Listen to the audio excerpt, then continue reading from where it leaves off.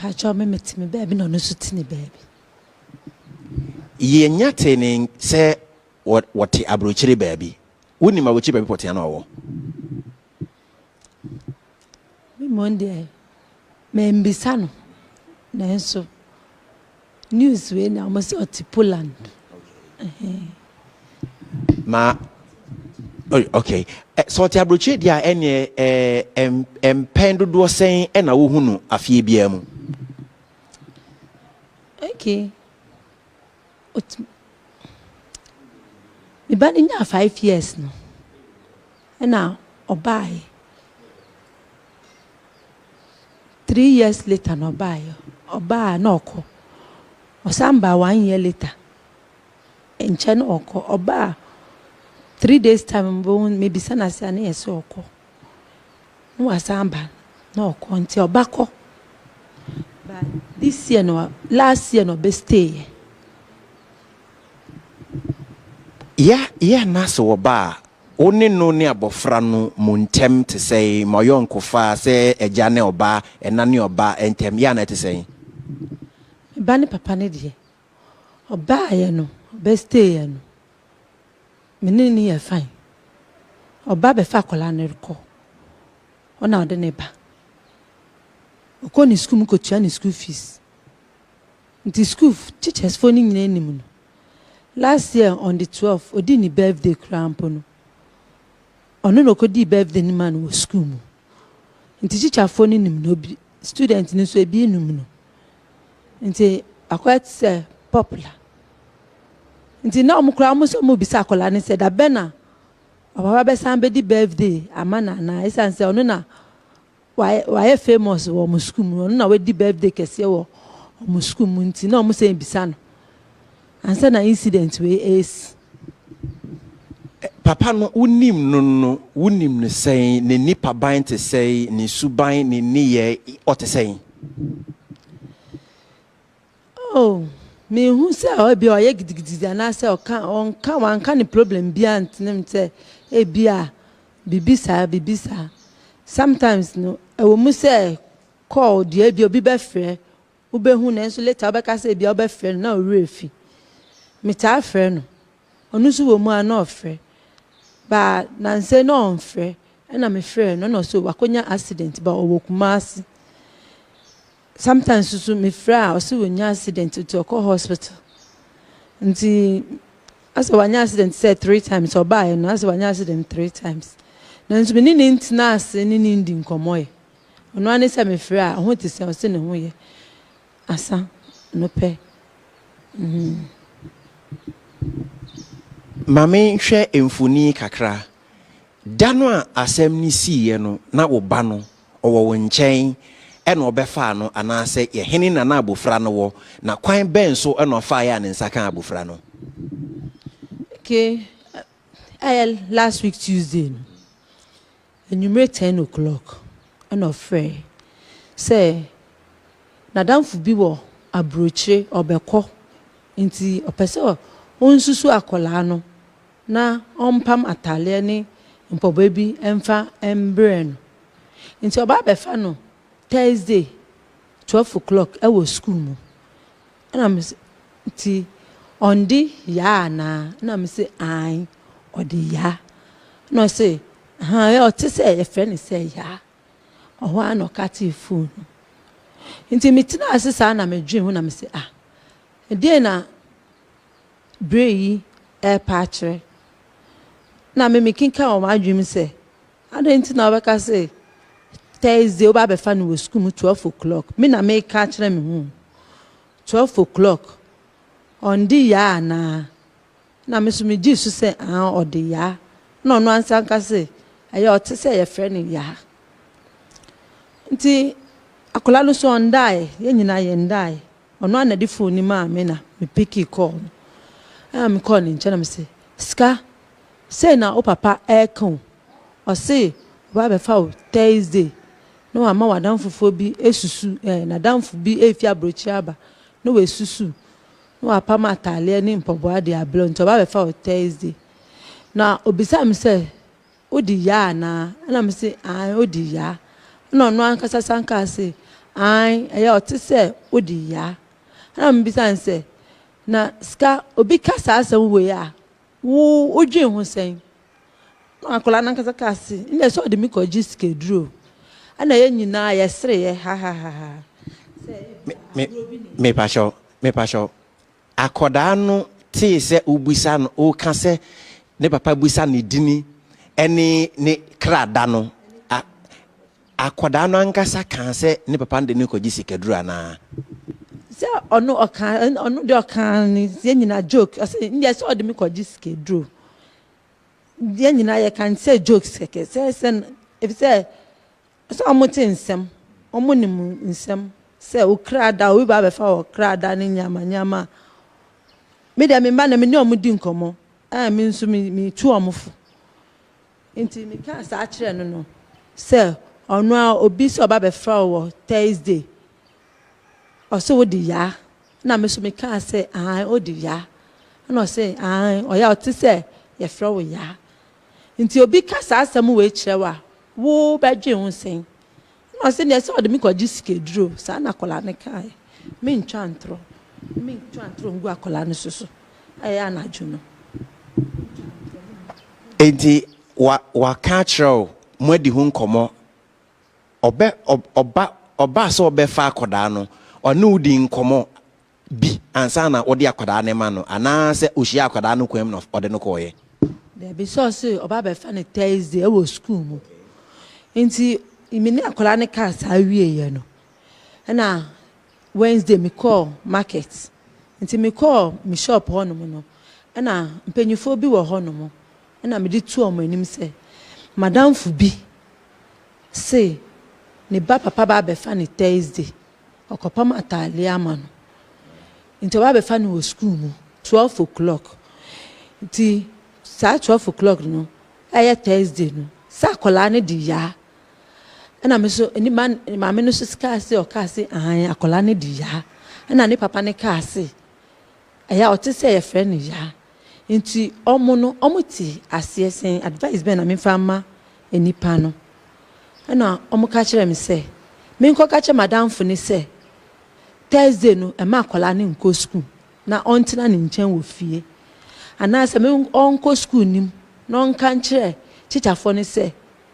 O papa be fa akola na e ma ne mfa no na echire no e ka kire o se enye madam fu bia na emi amankasa me ba sikana ne papa ba be fa no ana mo kro mo ye me se meji mi pa mi ankasa na ade ne eye mi na me bisa na me se o me yes suggestion ahwe nti e ho no mo no ana mo ka kire me se be ya me ma akola no onko school na ombe store. If you're watching GTV Breakfast this morning, we're speaking to the mother of the child who was allegedly taken out of school by her father to be sent for money rituals. Madam Evelyn Keme is the one we're speaking to. Stay with us as we go further to find out a few more from her. She's so far giving us a little background, the man, his character, his nature, where he has been, where he was, and also the circumstances leading to how he got hold of the child, and also certain questions preceding how he got hold of the child. In fact, the child herself, from what the mother has just told us, became a bit suspicious about questions the father had asked the mother about her day of birth, her name, and other things surrounding her. And having discussed that with her friends, they told her they're suspicious, and so she should not allow the child to go to the father. Let's go back and speak some more with Madam Keme. Ma menhwe inti ubo ni nyina tugui ena oma sika eko school. Na oko school no dan ni siye. Oko school no papa na ambefa no. Inti ni numre 3 something hono no na ofre ye say wa ba na mso da bi on mai na obi sam say tambe na omopon na mso ompon 3:30 na nso no on mai.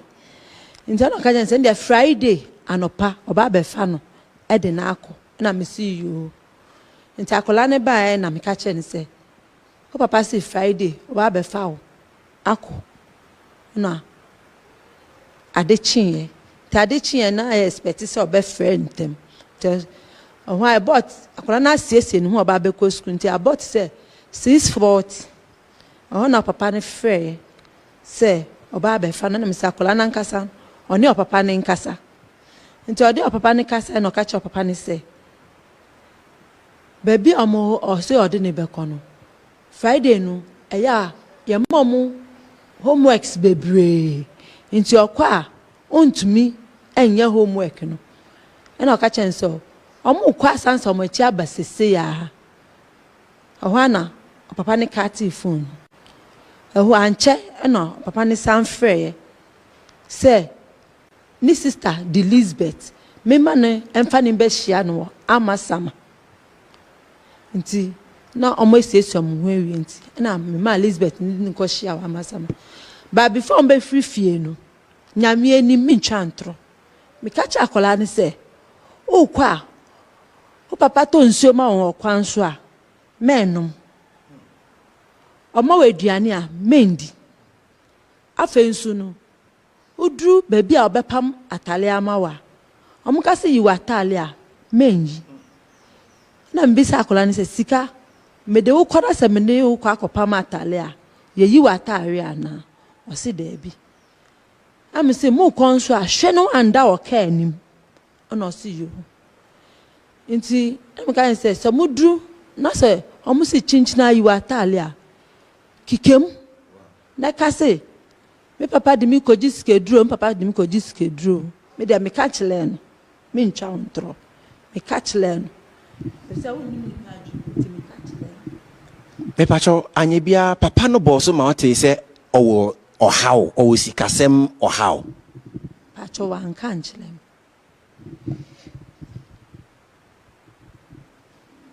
Omako dru ho no wan te hwe biem. Ebre ben ena nkra beka wonsa se ne asini. Nti ode ne ko e me share time say ni papa ne be frɛ. Nanso ni papa no wan frɛ. Nti wan frɛ saa no na about say 11:40. Ena me receive call. Ono kra na me kota ade nti me weka no na de phone di machi. Ena me say na man kan che say me de me phone obi frɛ am mfa na. Ono se ma fa phone na ma receive call na. Enipa ne shout wo me so say me mfa phone ni manira me mfa phone ni manira. Nti enipa no kra gina phone ni so. Na me say on fa ma me. Nti ehonum na me gi phone na me say hello. Na enipa ne bisa me say me ba no wo he. Nti o ka say me ba no wo na me so ni teacher ni ana. Efise ono okọ school na say wan be school a teacher ni frɛ. Ebisa say de nti na wan be school ana. Nti o say enye ni teacher ni na oye police ni na obane na ne de ode ni number ama me. Nti obane wo police station one ni papa sese a na obano o papa de ni koji sikaduro sana police ni oso oye police ni kan nti omwo oyibi and I'm say no yibi ni kura ewo hinfa me ni mo yibi o ana say ewo adenta nti me mbra sese a nti ehwa na me di me ka me furu ka kosi wa amasama na me hia obi na me ka chense obetimi a ne ka na ye correct na obi mo ka na ye correct nti ne ka na ye correct na ono se ai obetimi di me akwa adenta na ono se ai nti ehwa no mu no na ode me ko na me ne ye suggestion wo ka ni say na police ni na frame moreover no nipa no so ya igbeni ana o ka se o hia ni nua ba na sasema to ne de wo se ode me ko nti na ode me ko ye saa na ekodu Adenta police station. Right. So once again, thank you very much for joining us. We're coming to you live from Dar es Salaam, somewhere near Amasama. We're speaking with Madame Evelyn Keme, the mother of the child who was allegedly going to be used for money rituals somewhere last week. We saw the videos on social media and how the circumstances in which the father was handcuffed and taken away.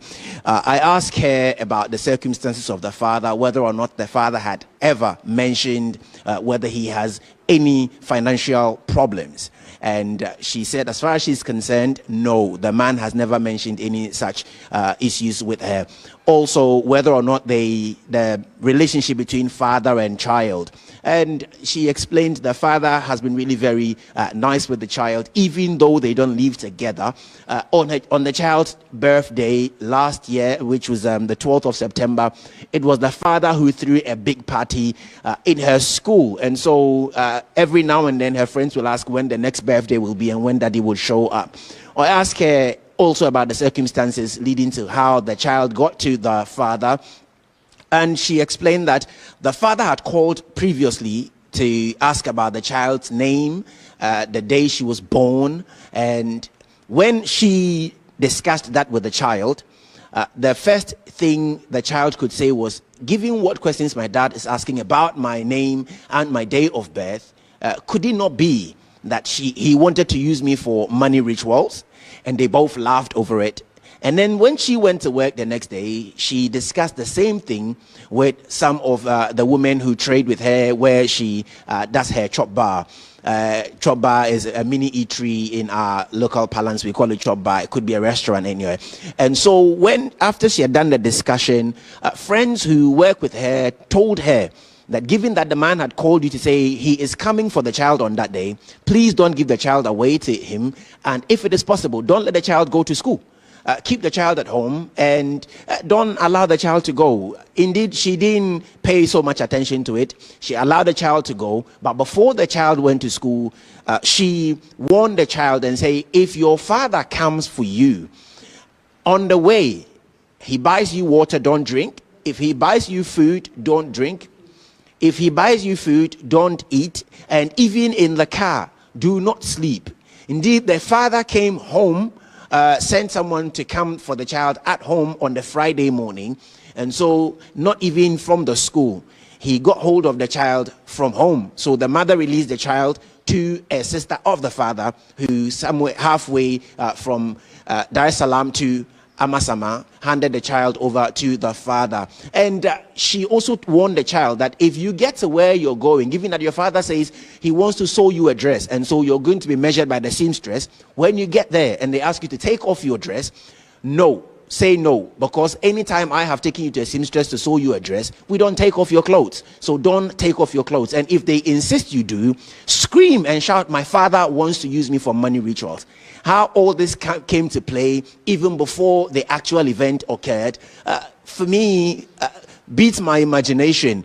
But yes, that is the circumstances leading to how the child got to the father. And so all that happened, fast forward, she was there, the child had gone, and in the somewhere around midday, she got a call, and then her phone was brought to her. On the phone was a police officer who was screaming at her, where is your child? And then when she had mentioned where the child was at the time, she was invited to come to the police station at Oyibi, and she even said she doesn't even know there. And so she went, looked for a car, and met a man who's an Ewe man who offered to drive her to the Oyibi police station, where she was reunited with her child. Let me go back to her finally and take this from her.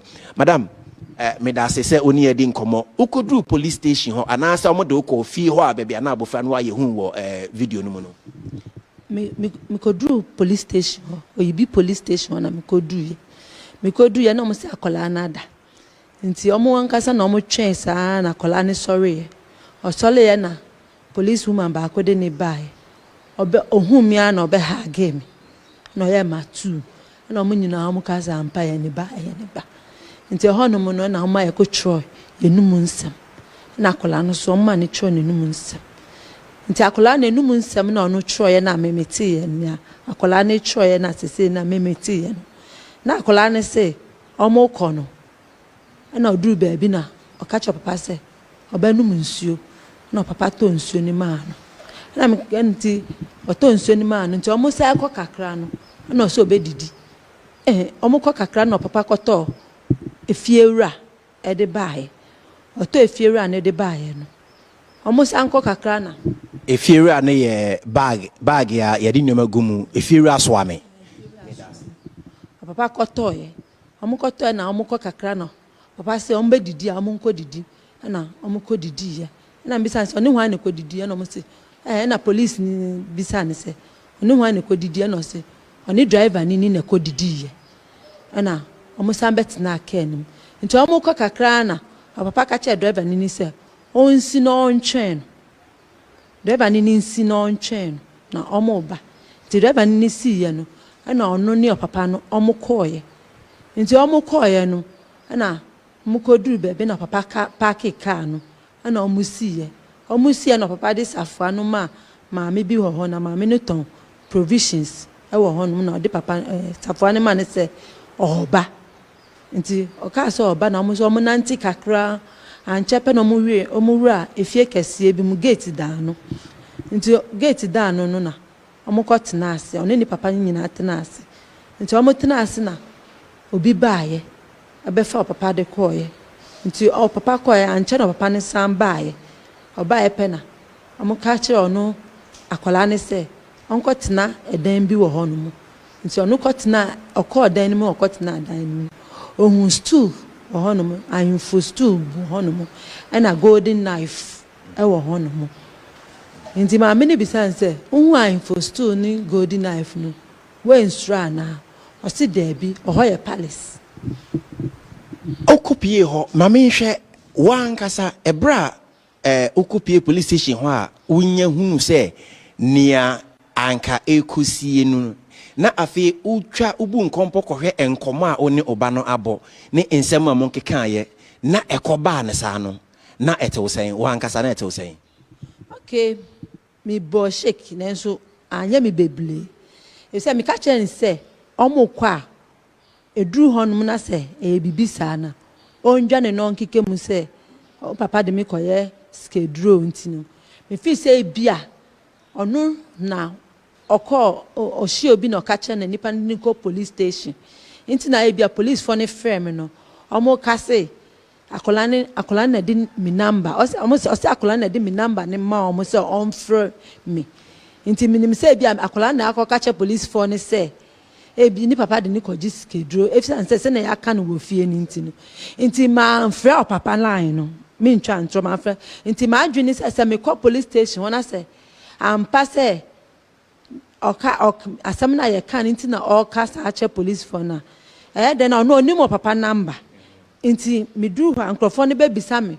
papa number ɔhɔ no na me de ama no ebi nso na papa no akɔla na adwane afiri ne nkyɛn ana ebi ɔhwehwɛ no nti na me ma mfrɛ papa line no saa na me yɛ ma adwene nti na ma mfrɛ papa line no finally efiri sɛ odi akwala no ba fie no akwala no ne niyɛ ni suban ɛdan ɛna wo feel sɛ asesa anase ɛdan ne nia ne si yie no ɛde abrɛ akwada no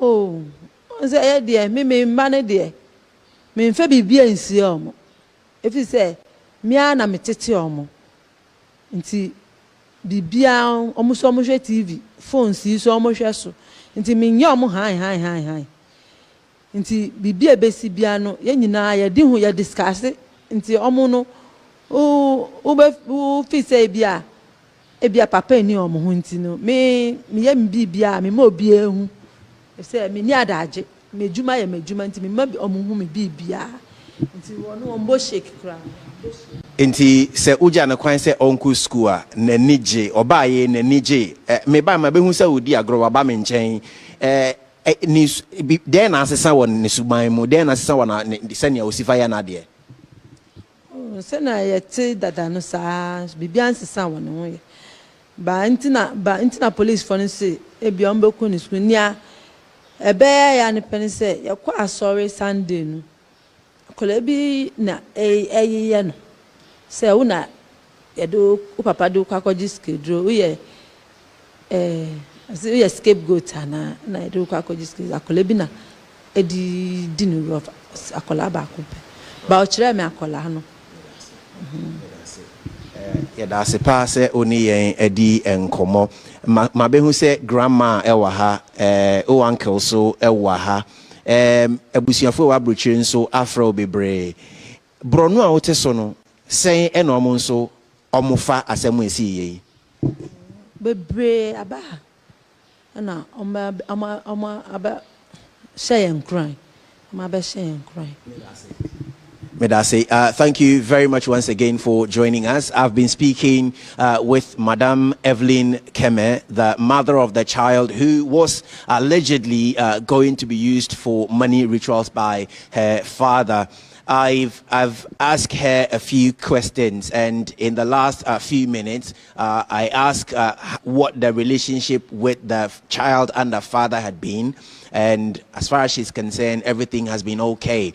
And I asked when the child had left and they had gone, and the call came to her that this is what had happened, how did she feel? And she said, well, given that they've discussed it, she felt perhaps the child had run away and had gone to the police to allege that, in fact, that is what the father had wanted to use her for.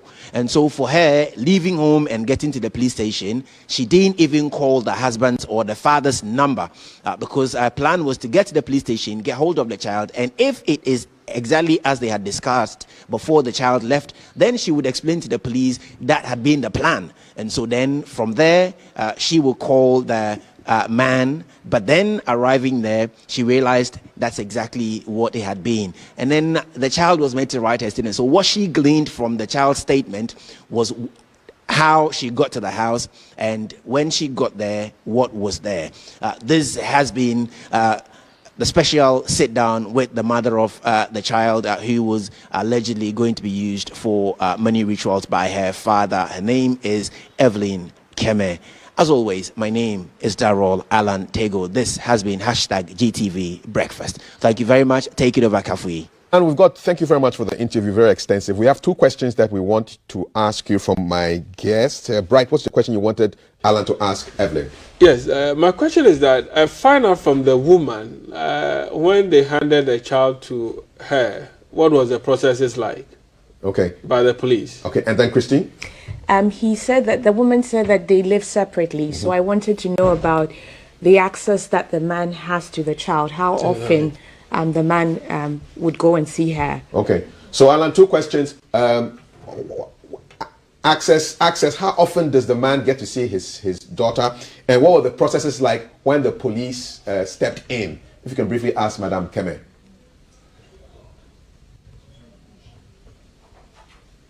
Okay, so we're going to establish that link with Alan and get back to him to answer those two questions. This is GTV Breakfast. My guest in studio, Bright Appiah, Executive Director.